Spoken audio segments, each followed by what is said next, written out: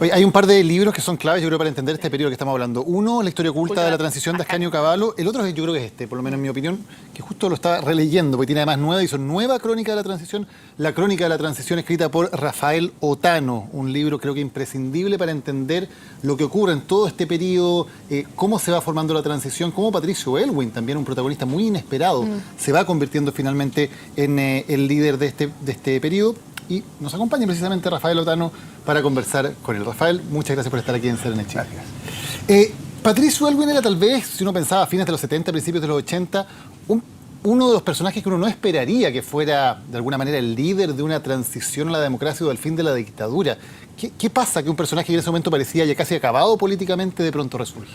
Sí, Patricio Aylwin era un gran político, evidentemente, que se reinventó en varias ocasiones. Y esa reinvención fue muy inesperada, sobre todo en la última versión, es decir, en la versión que le llevó a la presidencia.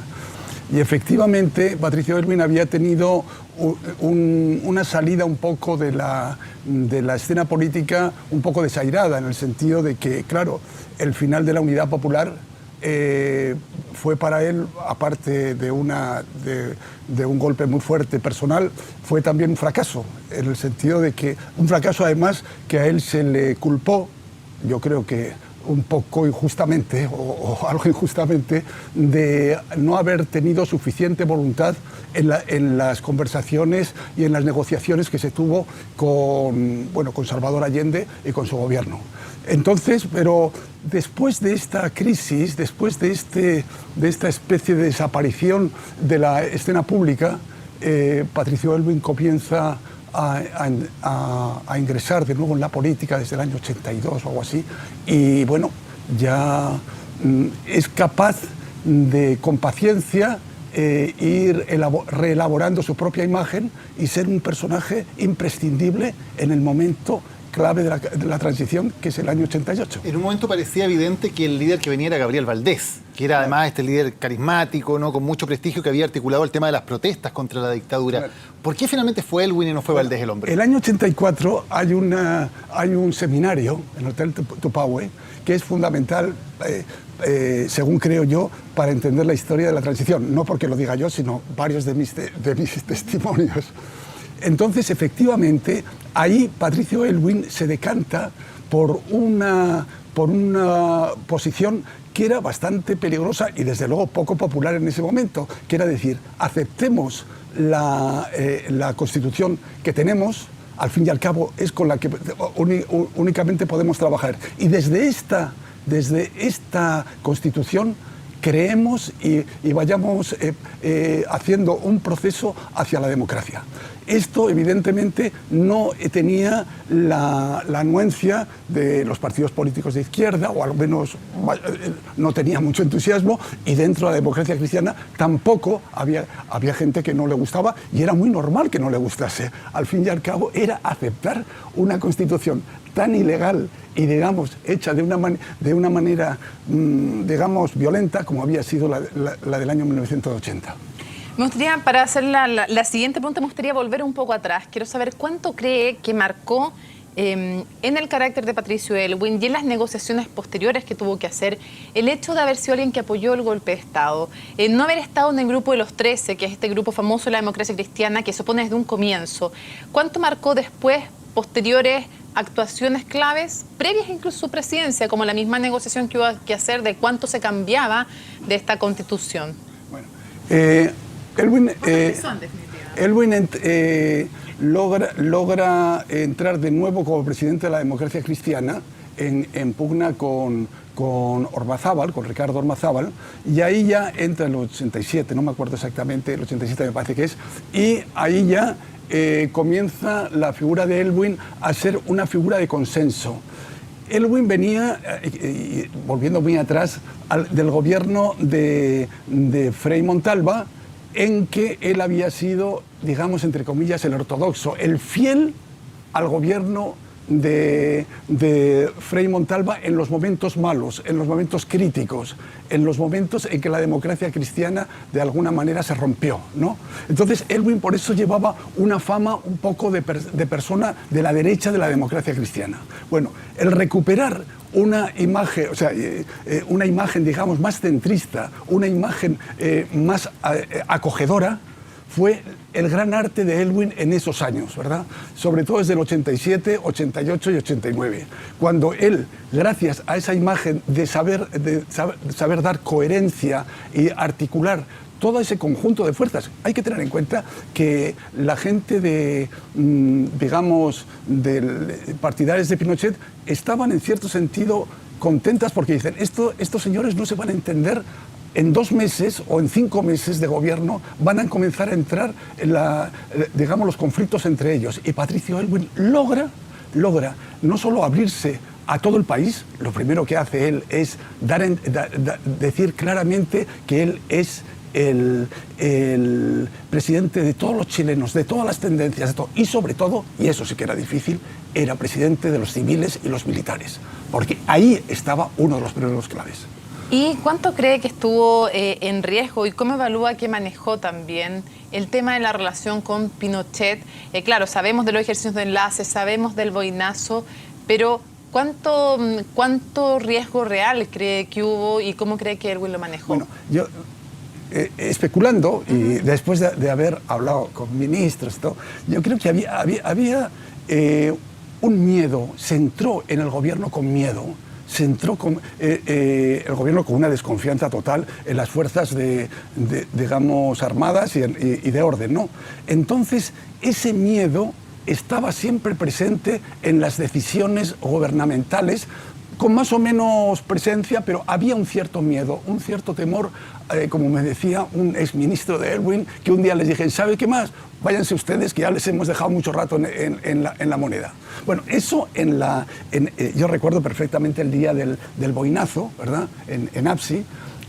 Recuerdo ese día que era poco a poco cómo nos iban llegando las noticias. Y era precisamente esa idea de que cuando los militares, sobre todo los del ejército, estaban de mal humor, o sea, les decían cosas que eran especialmente desagradables, ellos no las iban a aguantar. Y eso fue una estrategia que Pinochet, desde el año 88, después de perdida, y el 89 sobre todo, después de perdido el plebiscito, lo tuvo clarísimo y siempre estuvo por la vía del temor. Y hay una cosa, los militares son maestros en escenificar la amenaza y por lo tanto escenificaban la amenaza de una manera maravillosa.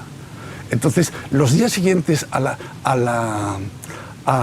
boinazo, por ejemplo, por poner un ejemplo, vistieron durante, no sé si durante 7 o 8 días con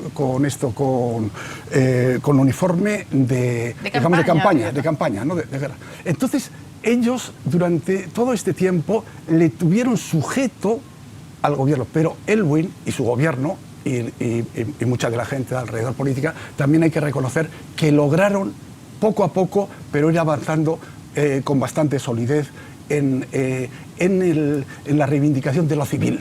Lo civil era lo fundamental. Mirado con el beneficio del tiempo, de la historia, pudiendo verlo en perspectiva del 2016 y no de haber tenido que tomar esas decisiones en 1990 o 1991, ¿fue demasiado conservador? ¿Hubo demasiado miedo en ese gobierno? ¿Podría haberse avanzado algo más? Bueno, esa es la gran pregunta y esa es la pregunta de la historia. Bueno, vamos a ver. Efectivamente, hay varios fenómenos que son invisibles y que curiosamente no se dicen, ¿verdad? Un fenómeno fundamental es la desafiliación de los partidos políticos. Los partidos políticos desde el año 91-92 comienzan a sufrir un desgaste tremendo, pero invisible. No hay ninguna constatación, ¿verdad? Yo he hablado con jóvenes de aquella época de partidos políticos, como en el año 91-92 comenzaron la palabra entonces era el desencanto, que la habían inventado en España y el reflujo en Italia, ¿no?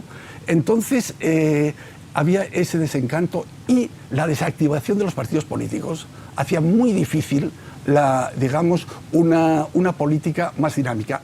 Por otra parte, está la desactivación también de los movimientos, entre comillas, llamémoslo, populares, o movimientos sindicales o movimientos representativos.